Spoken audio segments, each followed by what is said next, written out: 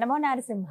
భారతదేశంలో మనం ఇప్పటి వరకు ఎక్కడా చూడని విధంగా ఎంతో విశేషంగా మహాయజ్ఞరాజం జరగబోతోంది. భద్రాచలంలో ఉన్నటువంటి కోరిన కోరికలు తీర్చే గోవింద కల్పవృక్ష నారసింహ సాలగ్రామ ఆశ్రమంలో 5 రోజుల పాటు జరుగుతుందండి.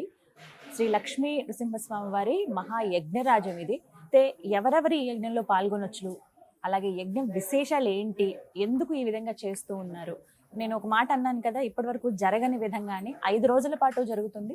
మరి ఆ కార్యక్రమ విశేషాలు తెలుసుకుందాం. మనం అందరం కూడా పాల్గొనొచ్చా, ఏమిటి ఈ వివరాలు తెలిపేందుకు మనతో పాటు ఉన్నారు గోవింద కల్పవృక్ష నారసింహ సాలగ్రామ ఆశ్రమ నిర్వాహకులు డాక్టర్ కృష్ణ చైతన్య స్వామి గురువు గారు. వారితో మాట్లాడదాం. గురుగారు నమస్కారం అండి. నమస్కారం అమ్మా. నమో నారసింహ. నమో నారసింహ. గురుగారు, ఇప్పటి వరకు చూడని విధంగా అని చెప్పారు. అవునమ్మా. యజ్ఞరాజం అనగానే చాలా వైభవంగా జరగబోతుందని అయితే అర్థమైంది నాకు. మరి ఆ వివరాలు తెలియచేస్తారా? 5 రోజుల పాటు జరిగే యాగం ఏమిటండి అసలు? తప్పకుండా అమ్మా. ఇది కల్పవృక్ష లక్ష్మీ నారసింహ యజ్ఞరాజము. మంత్రాలన్నిటికీ కూడా రాజు అయినటువంటి నారసింహుడి మహామంత్రంతో, అంటే మనకు మంత్రరాజము అని చెప్పి నృసింహస్వామి వారి యొక్క మంత్రానికి పేరు కింగ్ ఆఫ్ ది మంత్ర అని చెప్తారు దాన్ని.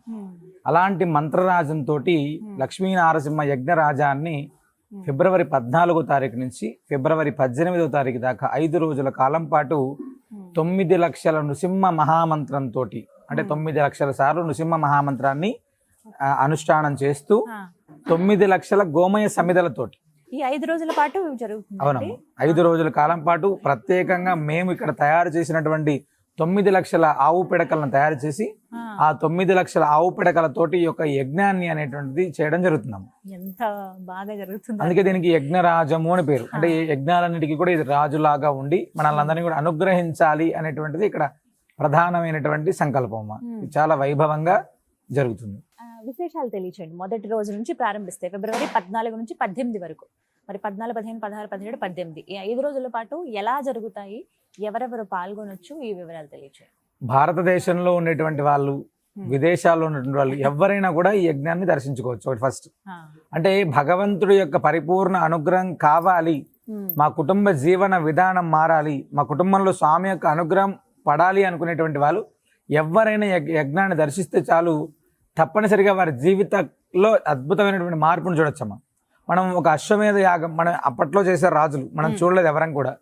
ఆ యజ్ఞం చేస్తే ఎలాంటి ఫలితం కలుగుతుందో, అశ్వమేధాది శతక్రతు యాగాలు అలాంటివి 100 జరిగితే ఎలాంటి ఫలితం కలుగుతుందో ఈ యొక్క కల్పవృక్ష లక్ష్మీ నారసింహ యజ్ఞరాజాన్ని దర్శించడం చేత మనకు కలుగుతుందమ్మా. ఎందుకంటే కలియుగంలో నామ సంకీర్తన చేస్తేనే అద్భుతమైనటువంటి ఫలితం వస్తుంది అని చెప్పి మనకు శాస్త్రం చెప్తుంది.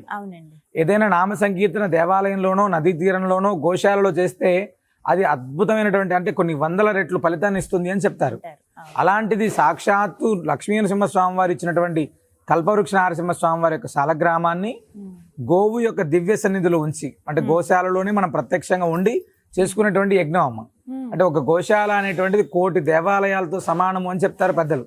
అలాంటి గోశాలలో 9 లక్షల సార్లు నృసింహ మహామంత్రాన్ని, ఈ 9 లక్షల సార్లు నృసింహ మహామంత్రాన్ని ముందుగా మాఘమాసంలో పాడ్యమి నుంచి కూడా ఈ యొక్క అమావాస్య దాకా 1,000,000 సార్లు జపం చేస్తారు. ముందుగా ఒక 1,000,000 సార్లు ఈ నృసింహ మహామంత్రాన్ని జపం చేసి 9 లక్షల సార్లు ఈ హోమం జరగడం అనేటువంటిది ఇక్కడ చాలా విశేషం అమ్మ. మనం సాధారణంగా ఒక యజ్ఞం చేయాలి, ఒక చిన్న హోమం చేయాలంటేనే చాలా విపరీతమైనటువంటి ఖర్చుతో కూడుకున్నటువంటి ఫస్ట్ ఏదైనా ఒక రోజు లేదా ఒక 2 రోజులు 3 రోజుల కాలం పాటు, అలాంటిది 5 రోజుల కాలం పాటు అన్ని లక్షల గోమయ సమిధలను తయారు చేయడం ఫస్ట్. ఇక్కడ ప్రధానమైనటువంటి ఉద్దేశం ఏంటంటే, అంటే గోవులన్నింటినీ కూడా మనం కాపాడుతూ ఉండి తద్వారా వచ్చినటువంటి ఆ ఆవు పేడను సేకరించి తయారు చేసేటువంటి పిడకలమ్మ. ఈ యొక్క ఆవు పిడకలంతా కూడా నృసింహ సేవావాహిని ద్వారా, అంటే ఉండేటువంటి గోశాలలో గోవులను సంరక్షిస్తూ వాటి ద్వారా తయారు చేసినటువంటి గోమయ సమిధలతో చేసేటువంటి యజ్ఞం. అంటే ఇక మనం దాంట్లో ఉండేటువంటి పరమార్థం చాలా అత్యద్భుతమైనదమ్మా. ఆలోచిస్తే అంటే గో సంరక్షణ యొక్క వైభవం ఒకటి, ఆ గోశాలలో ఉండేటువంటి, అంటే అక్కడ చేసుకునేటువంటి జపం ఒకటి, అక్కడ చేసేటువంటి హోమ ప్రభావం. సాధారణంగా మనకు చెప్పేటువంటి శాస్త్రాలన్నీ కూడా ఆవు పాలు పితికినంత సేపు అయినా కూడా హోమం యొక్క పొగ పీలిస్తే చాలా అద్భుతమైనటువంటి ఫలితం ఉంటుంది అని చెప్తారు. ఆవు పాలు తీసేంత సేపట్లో అక్కడ ఉండేటువంటి యజ్ఞాన్ని దర్శనం చేసుకుంటే పాపపు రాశులన్నీ కూడా ధ్వంసం అయిపోతాయంట. అంటే ఎంత దారుణమైనటువంటి ఇబ్బందులు ఉన్నప్పటికీ కూడా ఖచ్చితంగా అవి పటాపంచలు అవుతాయి అని చెప్పి మనకు శాస్త్రం. మరి అలాంటి గోశాలలో చేస్తే అలాంటి యజ్ఞాన్ని గోమయ సమితులతోటి గోశాలలో చేసేటువంటి యజ్ఞం నిజంగా కూడా ఇది అత్యద్భుతం. అంటే దీని యొక్క ఫలితం చెప్పడం అనేటువంటిది అసాధ్యం. అందుకనే మేము చెప్పేది అశ్వమేధాది శతక్రతు యాగాలు చేస్తే ఎంత అద్భుతమైనటువంటి ఫలితాన్ని మనం పొందుతామో ఈ యొక్క 5 రోజుల కాలం పాటు లక్ష్మీనరసింహస్వామి వారి యొక్క మూలమంత్రంతో చేసేటువంటి యజ్ఞంలో పాల్గొనడం, అంటే యజ్ఞకర్తగా మనం ఉండడం, యజ్ఞానికి సంబంధించిన దాంట్లో మన వంతు గోత్రనామాలతో సంకల్పం చేయించుకోవడం, ఆ యజ్ఞంలో ఆ ఆవు పిడకల్ని మన సహస్తాలతోటి వేసుకునేటువంటి భాగ్యం మనకు దొరకడం అవకాశం ఉంటుందండి. అంటే మా భక్తులంతా కూడా ప్రతిసారి కూడా అర్చక స్వాములు ఇక్కడ వేయడం అనేటువంటిది ఉంటుందమ్మా.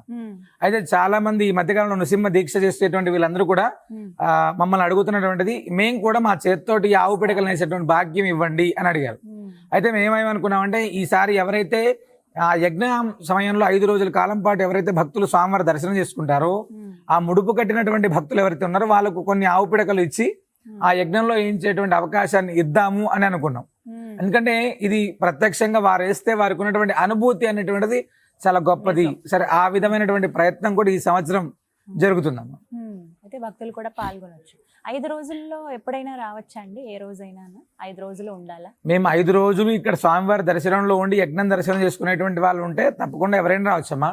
ఫిబ్రవరి 14వ తారీఖు ఉదయం ప్రారంభం అవుతుంది. మాఘ బహుళ ద్వాదశి రోజు ప్రారంభమై ఈ యొక్క 5 రోజుల కాలం పాటు జరుగుతుంది. అంటే మధ్యలో 17వ తారీఖు అమావాస్య కూడా ఉందమ్మా. చాలా విశేషమైనటువంటి అమావాస్య అయిన తర్వాత మరుసటి రోజు ఇది పూర్ణావతి అనేటువంటిది మహాపూర్ణావతి జరుగుతుంది. 5 రోజుల్లో ఏ రోజు వచ్చినా కూడా స్వామి దర్శనం చేసుకొని ఆ యజ్ఞం నుండి ఆ యజ్ఞ ప్రసాదాన్ని తీసుకొని వెళ్ళడం అనేటువంటిది అత్యంత విశేషం అమ్మ. 5 రోజులు కాబట్టి ఒక రోజు అయితే ఒకవేళ మేము ఏమైనా కుదరని పక్షంలో అనుకున్నాం కానీ 5 రోజులు అవకాశం ఉంది. మరి ఎలా పాల్గొనాలండి? వివరాల కోసం అంటే మీరు యజ్ఞంలో యజ్ఞకర్తగా ఉంటాం మేము. ఆ యజ్ఞానికి సంబంధించినటువంటి ద్రవ్యంలో ప్రధానమైనటువంటిది ఆవు నెయ్యి. మేము ఆవు నెయ్యిని సమర్పిస్తాం. లేదా యజ్ఞానికి సంబంధించినటువంటి భక్తులు కొన్ని వేలాది మంది స్వామివారి దర్శనానికి వస్తారు. మేము అన్నప్రసాదానికి సహకరిస్తాం. లేదా స్వామివారికి జరిగేటువంటి ఆ పుష్ప కైంకర్యం ఉంటుంది. ఆ పుష్ప కైంకర్యంలో మేము మా వంతు సహకారం అందిస్తాం.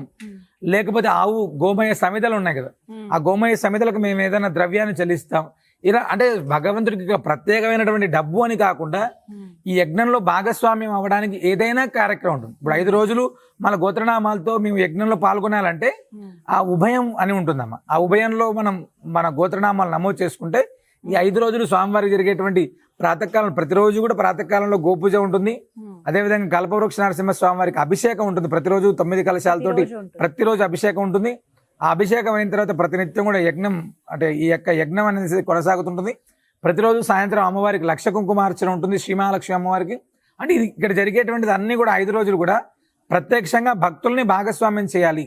అంటే భక్తుడు అనేటువంటి వాడు ప్రత్యక్షంగా పాల్గొని వారికి సంతృప్తి కలిగేటువంటి విధంగా, అంటే భగవద్ అనుగ్రహం అనేటువంటిది వాళ్ళకి లభించేటువంటి విధంగా మనం ప్రయత్నం జరుగుతున్నామా. అంటే ఒక్కటి ఏంటంటే మన జాతకంలో వివిధ రకాలైనటువంటి దోషాలు ఉంటాయి ప్రతి మానవుడికి కూడా. అంటే కాలసర్ప దోషం, అదేనా, అంటే కాలసర్ప దోషం, లేదా కుజ దోషం, లేదా శని ప్రభావం, ఏలినాడు శని, అర్ధాష్టమ శని, అంటే వివిధ రకాలైనటువంటి గండాలు, ఇలా ఏదైనా కావచ్చు. ఇవన్నీ కూడా పటాపంచలు అవుతాయి ఈ యజ్ఞ దర్శనం ద్వారా, యజ్ఞ భాగస్వామ్యం ద్వారా, యజ్ఞంలో మనం ఉండే ఆ యజ్ఞంలో ఉండేటువంటి మన గోత్రనామాలతో సంకల్పం ద్వారా. ఎందుకంటే 9 గ్రహాలకు అధిపతిగా ఉంటాడు భగవంతుడు నృసింహస్వామి వారు. జాలా హోబిల మాలోల క్రోడకారంజ భార్గవ యోగానంద ఛత్రవట పావనో నవమూర్తయ అని అహోబిల క్షేత్రంలో నవనారసింహ క్షేత్రం 9 మంది నరసింహస్వాములు ఉంటారు. నవగ్రహాలకు అధిపతిగా ఉంటాడు భగవంతుడు అక్కడ. అలాంటి నవగ్రహాలకు అధిపతిగా ఉండేటువంటి భగవంతుడిని మనం ఆశ్రయించినప్పుడు మనకు నవగ్రహ దోషాలు అనేటువంటివి అంటవు ఫస్ట్.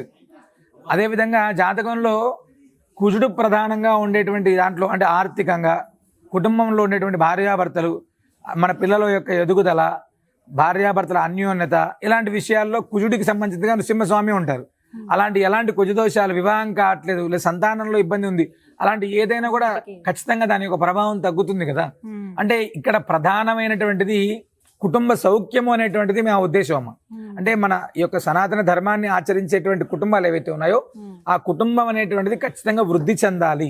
అది సంతానపరంగా కావచ్చు, ఆర్థికంగా కావచ్చు, ఆరోగ్యపరంగా కావచ్చు, వాళ్ళకు ఉండేటువంటి ఎలాంటి పీడలు, చీడపీడల ప్రభావం, నరపీడ, నరకోశలు ఏవైనప్పటికీ కూడా అవన్నీ తొలగేటువంటి అత్యద్భుతమైనటువంటి ఘట్టం భద్రాచల దివ్యక్షేత్రంలో ఆవిష్కృతం అవుతుందమ్మా.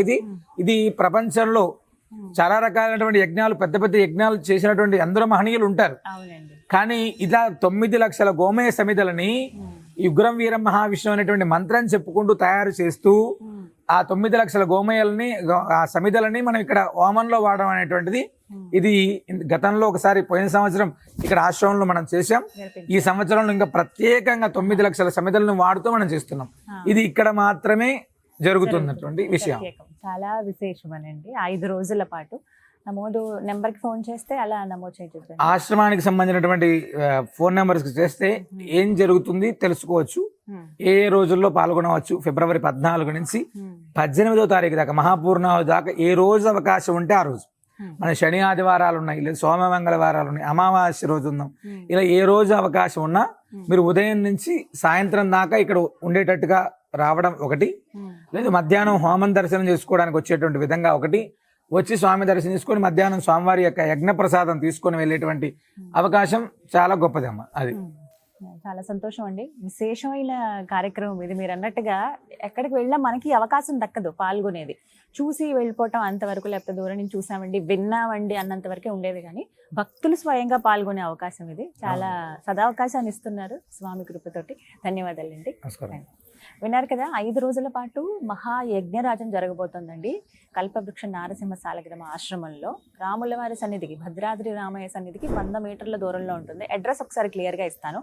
చాలా మందికి తెలుసు ఆశ్రమం ఎక్కడుందో. ప్రతి మాసంలో వస్తూ ఉండుంటారు, పౌర్ణమి కానీ అమావాస్య కానీ. ఈసారి విశేషంగా జరిగేటువంటి ఈ 5 రోజుల మహాయజ్ఞరాజంలో భక్తులందరూ కూడా పాల్గొనేటువంటి సదావకాశాన్ని అందరూ వినియోగించుకోవాలనే కోరుతున్నారు. మీరు ముందుగానే నమోదు చేసుకోవాలనుకుంటే గనక పేరు, గోత్రం, మీకు స్క్రీన్ పైన నెంబర్స్ ఇస్తాను. ఒకసారి మీరు కాల్ చేసి వివరాలు కనుక్కోండి. ఇది ఒక గొప్ప అవకాశాన్ని అందరూ సద్వినియోగపరచుకోండి. ఈ వీడియోని అందరికీ ఫార్వర్డ్ చేసి మన వాళ్ళందరికీ కూడా తెలియచేయండి. నమో నారసింహ.